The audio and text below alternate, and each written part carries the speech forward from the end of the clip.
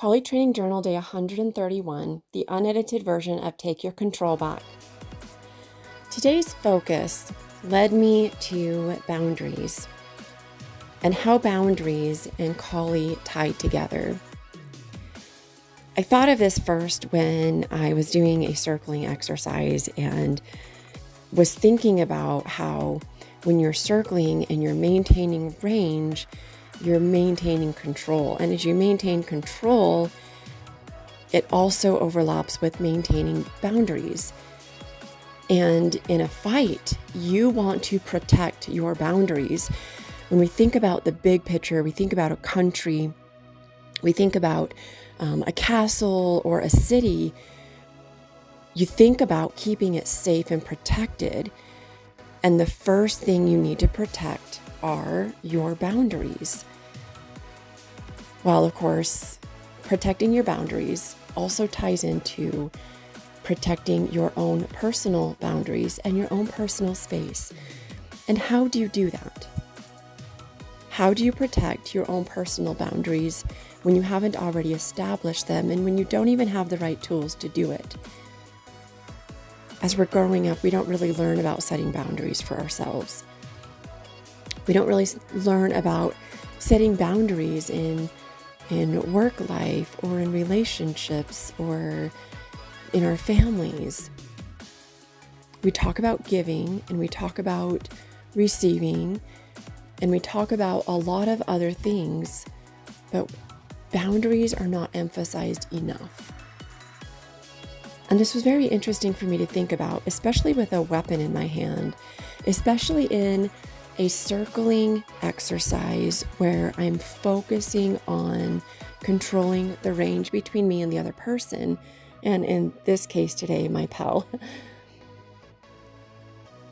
So when you're trying to control your boundaries, you're moving forward, you're moving backward, you're using one strike over another, and you're thinking about how do I maintain a safe range? How do I maintain control of where I am? And how do I protect myself while also protecting my boundaries? But how do I strike?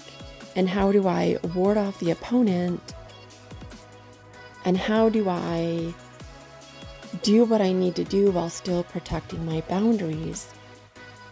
I feel like this also ties into range, but that may be another day practice, another narrative. Practicing boundaries and circling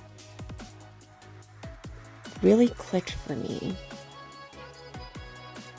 And as I went through today's practice and I was thinking about those boundaries, there's so much that is involved, but very first, and what keeps coming up is you have to know where you're going and you have to know what you want.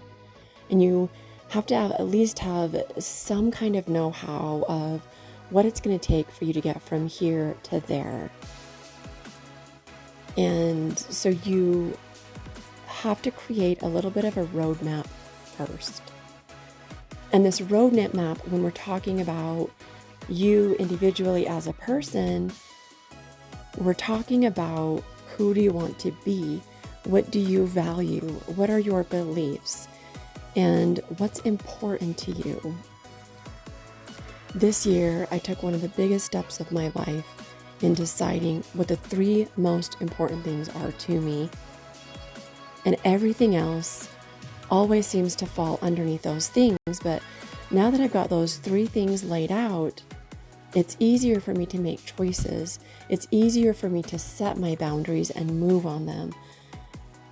You have to know where you're going. You have to know who you are. And you have to know what your non-negotiables are in order for you to really set a personal boundary. In Collie, you have to know the basics. You have to know how to protect yourself with a weapon so that you can set those boundaries. Thank you so much for watching. I'll see you tomorrow.